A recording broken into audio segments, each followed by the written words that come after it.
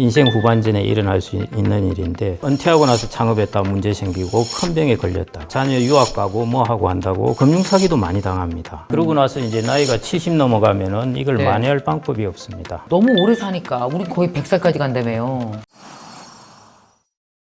여러분의 경제적 자유를 이루는 하루 20분 습관, 쉽게 듣고 쉽게 이해하는 20분 경제과의 시간입니다.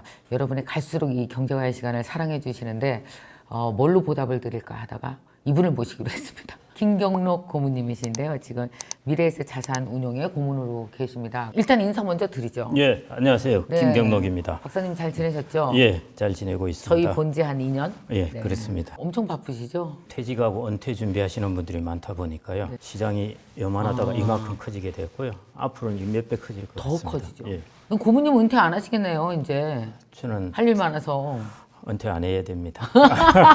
왜요? 제가 제 삶으로서 보여줘야 되기 때문에요. 노후 준비 정말 제대로 안 되고 있잖아요. 막상 들여다보면 더 많이 느끼실 그렇습니다. 거예요. 분석도 하고 가서 강의도 하고 현장에서 보니까 그 우리나라의 인구 중에서 실제로 노후라는 그 시즌을 맞이하고 있는 사람들이 얼마나 되는 거예요? 이제 60년대생만 하더라도 지금 거의 한 860만 명 되는데요. 60년대생이 이제 뭐 다양하게 걸쳐 있습니다. 그 대부분은 저도 거기에 예, 64년생. 우리나라 기업 규모별 종사자를 보면 거의 88% 정도가 중소기업이거든요. 중소기업 이런 데는 은퇴 연령이 대충 한 55세 전후입니다. 55세. 예, 그렇게 본다면은 상당수가 지금 이제 주된 직장에서 퇴직을 하고 재취업을 하고 있든지 뭐 이런 사람들이 상당수라고 보시면 될 것 같고요. 앞으로 한 10년 정도 지나면은 이제 거의 한 1,500만 명이 이르는 사람들이 이제 이 영역에 속하게 됩니다. 그거는 이제 70년대생 이런 사람들이 들어오게 되니까요. 10년 후는 70년대생도 여기에 합류하게 되죠. 예, 그렇습니다. 지금 그러면 50 초반이라고요? 1,500만이라고요? 예. 어마어마하네요. 예, 1,600만 명 정도 되는데요. 중간에 이제 낀 사람들 조금 뺀다고 하는데 그런 거 다 포함하면은 우리나라 대략 55년생부터 74년생까지 쫙 걸쳐 있습니다.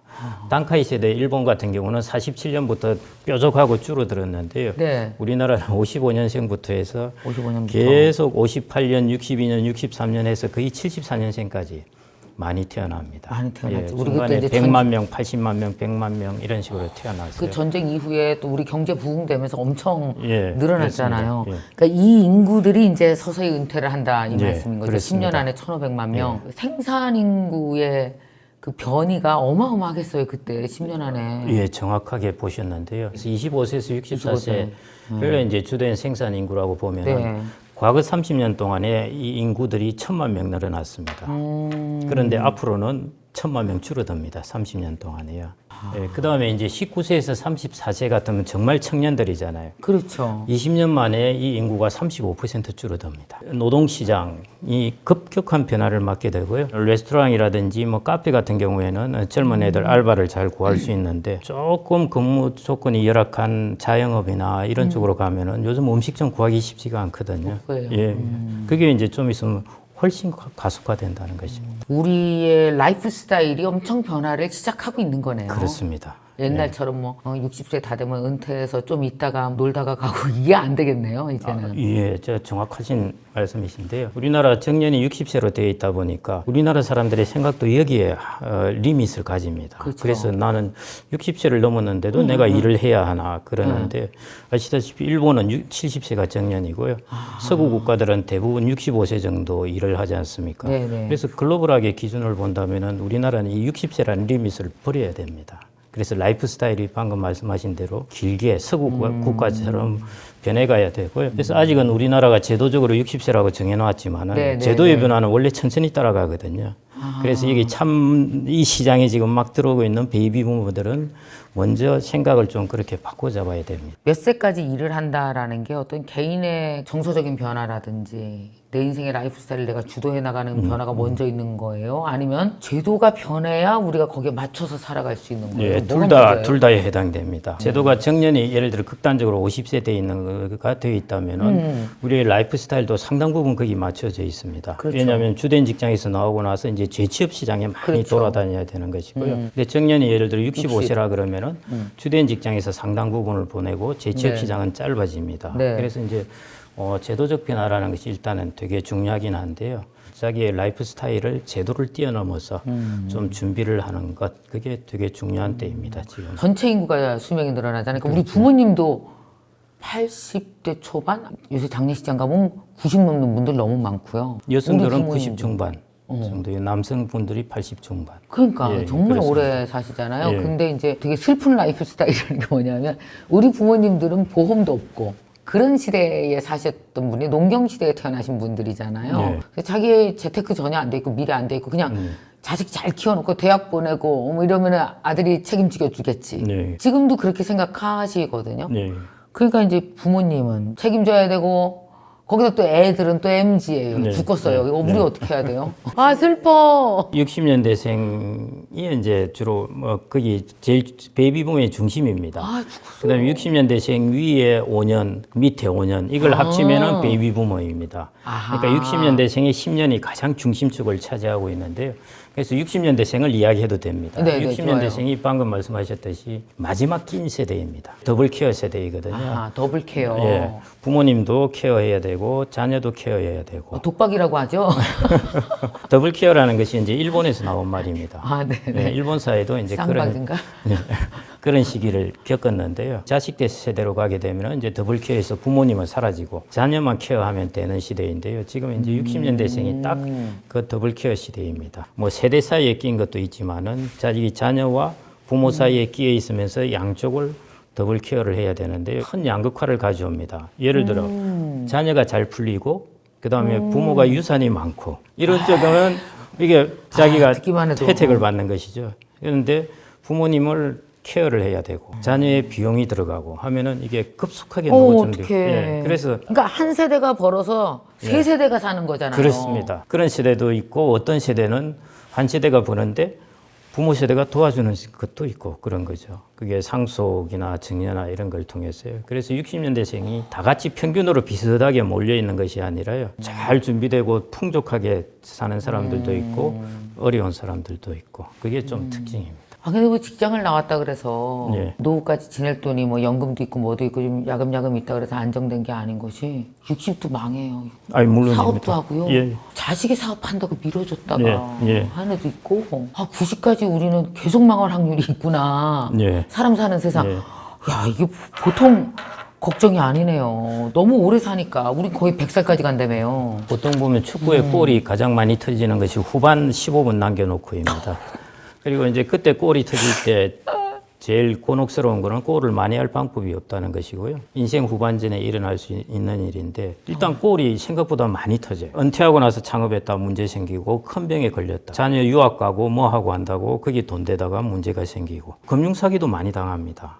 왜냐하면 맞아, 목돈을 맞아. 가지고 오기 때문에요. 이 목돈에 사기치는 사람들은 이 돈 있는 걸 또 냄새를 잘 맡거든요. 또 이제 지금 60대, 70대 이런 분들. 예, 그렇습니다. 그래서 이런 것들에서 자기 자산을 이제 많이 빼앗길 수 있는데, 근데 그러고 나서 이제 나이가 70 넘어가면은 이걸 네. 만회할 방법이 없습니다. 그래서 이제 지키는 것이 중요하다 하는 것 중에 하나가 이런 부분에 리스크를 당해가지고 모아놓은 돈을 이렇게 듬뿍 네. 특히 또 이제 황혼이혼을 한다든지 하면요. 황혼이혼은 재산이 반으로 나눠집니다. 그렇기 때문에 쓸 게 없네. 예. 언제 집도 두 채 구해야 되고 가구도 2개 해야 되고 이러다 보면은 또 돈도 좀 더 쓰게 되고요. 되게 현실적인 얘기를 하시네요. 자, 그럼 기왕에 얘기 나온 김에 예. 여태까지 이 모든 사람을 만나본 노하우로 60대 위에 이러면 니는 큰일 나. 예. 이거 몇 가지만 얘기해 주세요. 그게 이제 60대 이후에 창업하는 사람들, 가급적. 재취업을 하는 것이 에이, 좋다는 근데 시장이 것이고요. 없잖아요. 그래서 이제 이런 거거든요. 어떻게 보면은 자영업을 한다는 것은 다른 사람이 고용해주지 않아서 자기가 자기를 고용하는 겁니다. 그러니까 경쟁력이 없는 사람을 자기가 고용하면 어떻게 되겠습니까? 망하죠. 예를 들어 내가 시장에 나가서 내가 시장에서 좀 이 속된 말이지만 내가 팔리지 않아서 내가 내 돈으로 나를 고용했다. 그렇게 되면은 오히려 리스크가 꽤 커집니다.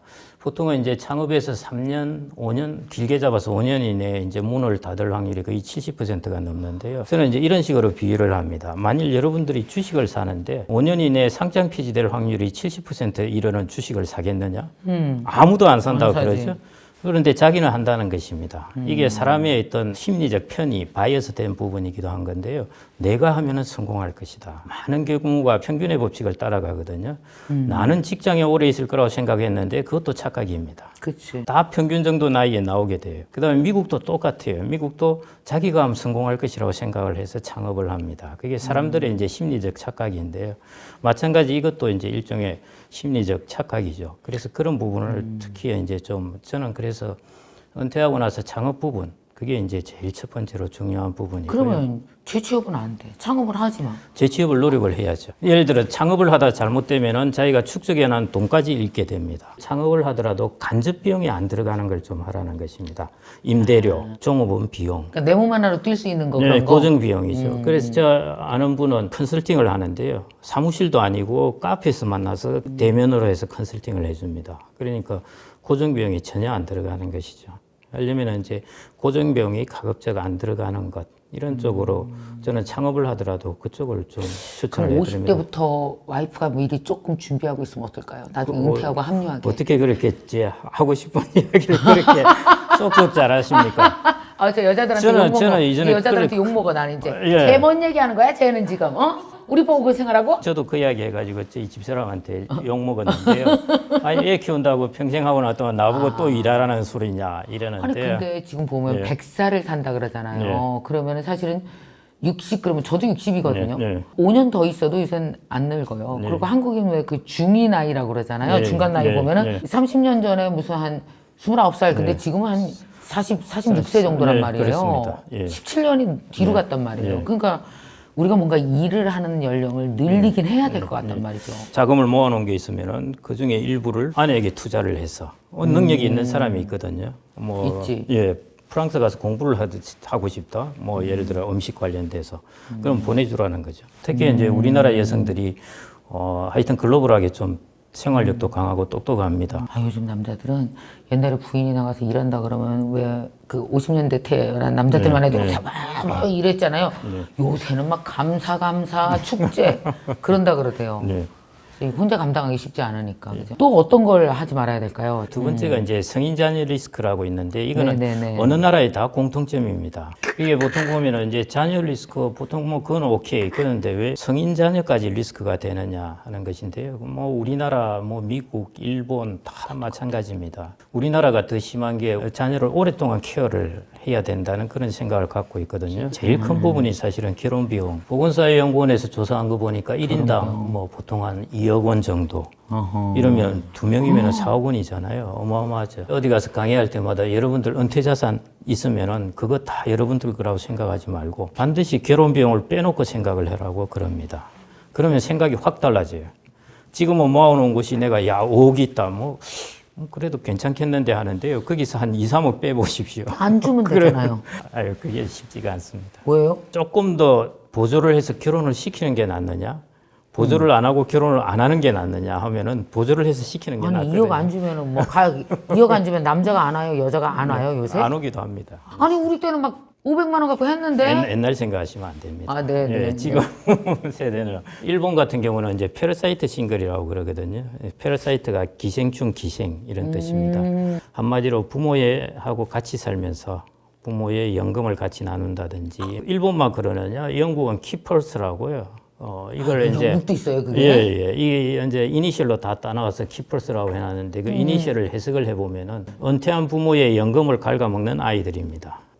키퍼스 그냥 골키퍼 할 때 키퍼스입니다. 그다음에 이제 부메랑 쪽이라는 것은 독립해서 나갔다가 집값이 너무 비싸니까 생활비하고 다시 부모 집으로 돌아왔다 해서 이제 부메랑 쪽 다 독일도 있고요. 다 이름들이 붙여 있어서 우리나라만의 문제가 아니라 이게 글로벌한 문제인데 우리나라는 이게 좀 더 심하게 나타납니다. 쉽지 않아요. 뭐 자녀가 뭐 엄마 이거 뭐 2억이면 될 것 같아. 그게 직장 이제 안 다니고 이거 하겠다 그러면 또 사업 자금 특히 사업자. 예. 널브러져 누워 있고. 예. 그 어떻게 그 꼴을 봐. 예. 이전에 제 친구가 이 이야기를 제 젊을 때 이야기를 했는데 이건 두고두고 제가 현명한 이야기라서 기억을 하는데요. 친구가 부도가 나려고 돈을 빌려달라 한다.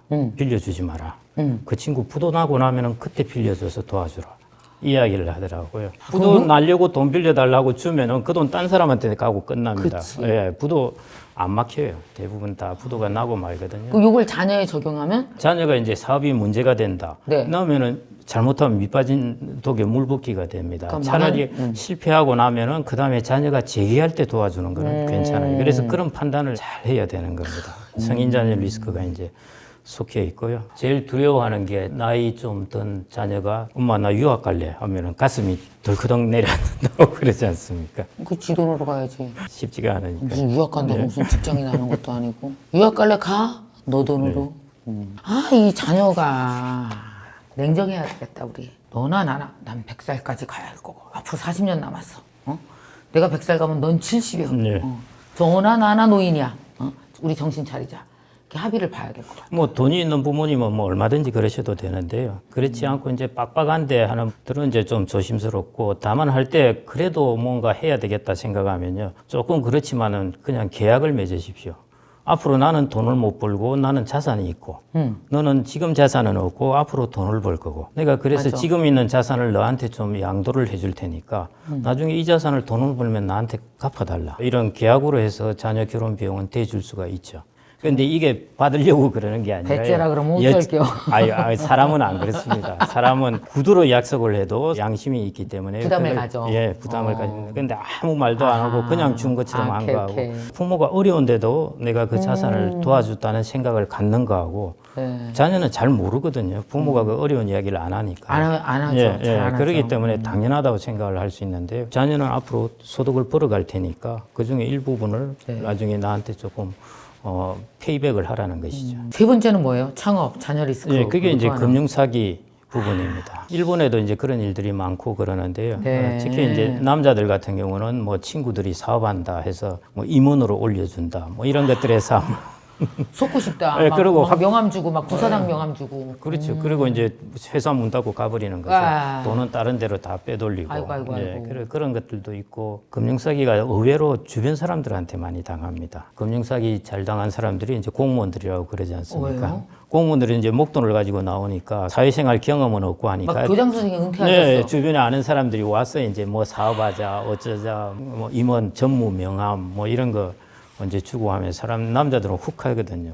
어디 가서 전무님 불리는 게 이제 크니까요. 그런 부분이 있고 요즘은 이제 피싱 사기도 이걸 하면 당황하면 사람이 피폐해집니다. 자기 자신이 너무 후회스럽고. 맞아. 예, 그래서 분하고 억울하고 자괴감 막 이런 거 있잖아요. 맞습니다. 예. 그래서 그래서 가출하고 그럽니다. 갑자기 어머, 삶이 어머, 완전히 어머. 달라지게 돼요. 그러다가 뭐 홈리스가 되기도 아이고 하고. 가족들이랑도 멀어지고. 예, 그런 금융 사기는 아니지만 이제 일어나는 것들이 투자 유혹이 있잖아요. 야, 하루에 2%를 준다? 그게 어떻게 사람들이 돈을 맡기는지 모르겠더라고. 완전 거짓말이거든요. 하루에? 예, 그럼 한 달이면 얼마예요? 70%죠. 헐. 60% 정도 되고 복리로 하면 70% 가까이 될 텐데요. 그걸 믿어요? 이번 얼마 전에 그 뉴스 났지 않습니까? 거기 돈을 몇천억 모였다는 게요. 플래카드에 13% 보장합니다. 맞아요. 이제 그 말은 맞아요. 근데 문제는 누가 보장을 하느냐인 것이죠. 사람들이 그까지만 딱 믿거든요. 누가 어떻게 보장을 국가가 하는가. 보장한다. 이거는 뭐 눈을 감고도 해도 되죠. 그렇지. 근데 보장하는 사람이 뭐 개인이잖아. 신용도가 없는 사람이 제발 이제 사모펀드 이런 사건도 있었지 않습니까? 저는 그걸 보면서 느낀 바가 수익률이 좀 높다고 해서 네. 어떻게 가진 돈을 다 저기 넣을 수 있느냐는 것입니다. 다? 예. 그러다가 그러다가 10% 이제 20%도 아니고 예, 그런 부분을 이제 조심하셔야 됩니다. 저는 이제 그게 상식이라고 생각됐는데 곱하기를 당연히 하면 다르잖아요. 1억 하면 7억 된다 뭐 예. 그러면 그러니까 이 돈을 가지고 내가 한번 야 좋은 기회가 왔네 이거 번에. 불려가지고 내가 노후를 준비해 보겠다 이러는데요. 아시겠지만 세상에 특히 금융시장에서는 공짜 돈은 절대 없습니다. 반드시 리스크가 큰 것이고요. 사기의 위험도 있게 하기 때문에 내가 당하는 금융사기뿐만 아니라 투자 관련된 사기도 꽤 많습니다. 투자 관련된 사기. 예. 뭐 한 직장 오래 30년을 다니다 보면 왜 사실 인간관계도 거기서만 이루어지고 내가 뭐 그 회사에서는 되게 잘 나가고 괜찮은 것 같지만 또 세상 물정 나와서 보면은 온갖 사람들한테 당할 일이 이렇게 많잖아요. 네. 부인이 이 돈을 어떻게 해야 그 돈을 못 쓰게 할 수 있는 거예요? 어떻게 하면 돼요, 그 돈? 예, 아주 현실적인 질문이신데요. 네네네. 제가 한 막아야 예를 들어보겠습니다. 이게 네. 이제 남편도 마찬가지고 자녀도 마찬가지입니다. 5억, 7억 정도 있었는데 이 돈을 뭔가 자녀 사업 자금에도 대줘야 될 것 같고 자녀가 달라는데 안 주면은 또 엄마로서 좀 그렇고 해서 어떻게 했냐면은 즉시연금에 넣어버렸어요. 예? 즉시연금. 즉시연금? 예, 그 말은 그걸 넣으면은 예를 들어 한 달에 100만 원, 200만 원 이걸 평생 동안 준다는 것이거든요. 아하. 그런데 거기에 가입하는 즉시 해지가 불가능합니다. 해지 불가능해요? 예, 아무도 손을 못 대요. 아하. 심지어 가입한 자기도 손을 못 댑니다. 그러니까 자녀나 남편의 입장에서는 저거는 어차피 아무리 소리를 쳐도 저도는 어차피 마치 국민연금을 목돈으로 달라는 게 안 되지 않습니까? 안 되죠. 예, 그런 셈이죠. 필요한 사람한테 욕은 저기 먹겠지만 뭐 자기는 욕 안 뭐 먹습니다. 뭐지? 왜냐하면 일주일 이상 어떻게 욕을 해? 돈을 지네가? 가지고 있으면서 안 주면 욕을 듣는데요. 이 돈 없어. 예, 어차피 안 되기 때문에 국민연금을 받는 사람한테 돈을 빌려달라고 해가지고 야, 내 돈 없다 하는데 아무도 뭐라 그럴 사람이 없거든요. 야, 너 국민연금에 돈 있잖아. 그걸로 꺼져. 못하는 것처럼. 예. 진짜 이렇게 되겠군요, 진짜. 혹시 남편이 그럴 가능성이 있으면 막 폼 잡고 하는 거 좋아하면 위험하지. 우리가 그러면 노후를 몇 살부터 노후로 봐야 될까요, 지금? 한 70살부터는 봐야 되죠. 그럼 70살부터 하더라도 거의 20년, 25년 이상이 될 건데, 지금 보면. 노후 준비라 하면은 적어도 한 60부터 시작이 되고요. 왜 그렇게 말씀을 드리냐 하면은 주된 직장에서는 나오지만은 여전히 한 70살까지 일을 합니다. 그런데 어떤 사람은 또 안 하거든요. 네. 이게 결국 노후 준비를 한 사람은 70살까지 하는 거고 안 된 사람은 뭐 나오자마자 돈을 까먹는 거고. 그래서 뭐 거의 한 50 중반 60부터 준비를 해서 시작은 들어가는데 네. 일반적으로 개인이 나의 노후다 이렇게 생각하는 생각은 70세로 머리를 딱 입력을 해주시는 게 좋다. 60 아니고 그냥 그렇습니다. 70 70세 이다. 정도다 이렇게 생각을 하는 그럼 것이요. 70까지는 웬만하면 노동소득이 들어올 수 있는 걸 좀 유지할 수 그렇습니다. 있도록 예. 계획을 한번 하자. 예, 아내와 꼭 남편이 필요합니다. 좀 머리 맞대고. 예. 왜냐하면은 우리나라 이제 노동시장 특징 때문에 그러는데요. 우리나라는 이제 대졸 군에 갔다 오고 뭐 이거 다 합치고 재수하고 뭐 이런 거 하면은 이전에도 그랬지만은 한 25, 27 정도에 맞아요. 들어갑니다. 그리고 55세에 나온다? 그러면은 28년 정도이거든요. 28년이죠. 예.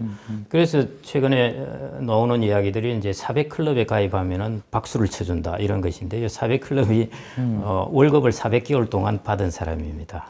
이게 33년 4개월인데요. 어허. 예. 허허, 이게 완전 전문 용어입니다. 33년 4개월. 4개월이면은 400클럽이 되는데요. 그럼 5년 더 일하면 되는 거네? 28년간 한 사람들은? 그렇죠. 그런데 우리나라는 400클럽인데요. 해외 같은 경우에 유럽 같은 경우는 대학 진학률이 낮죠. 그러니까 한 30% 되니까요. 그런 사람들은 한 20살 되면 들어갑니다. 일찍 벌죠. 예, 그리고 한 65세 정도 되면 나오니까요. 평균적으로 보더라도 이 친구들은 한 40년 동안에 노동시장에 있는 거죠. 그런데 우리는 33년 4개월 있었다고 야 정말 오래 있었다 그러는데요. 이 친구들은 훨씬 오래 있는 거죠. 그래서 네. 그러면 우리나라는 무슨 일이 일어나느냐? 네네. 당연히 노후 준비를 하려면 40년 준비한 사람하고 30년 준비한 사람하고 천양지차죠. 그쵸. 그래서 완전 우리나라는 재취업 시장이 10년 이상이 있습니다. 그래서 이 시장을 안 할 수가 없어요. 안 그러면 노후 준비가 안 되기 때문에. 그래서 우리나라는 73세까지 거의 취업률이 30% 이상 됩니다. 네. 60대는 거의 60% 정도 되고요. 여기 이 부분에 대해서 내가 재취업 시장이 한 10년 정도 있는 부분, 이게 비정상적인 것이 아니라 우리나라의 노동시장 기간이 너무 짧기 때문에 그쵸. 이 부분을 보완하려고 생겨난 아주 정상적인 과정이라고 보시면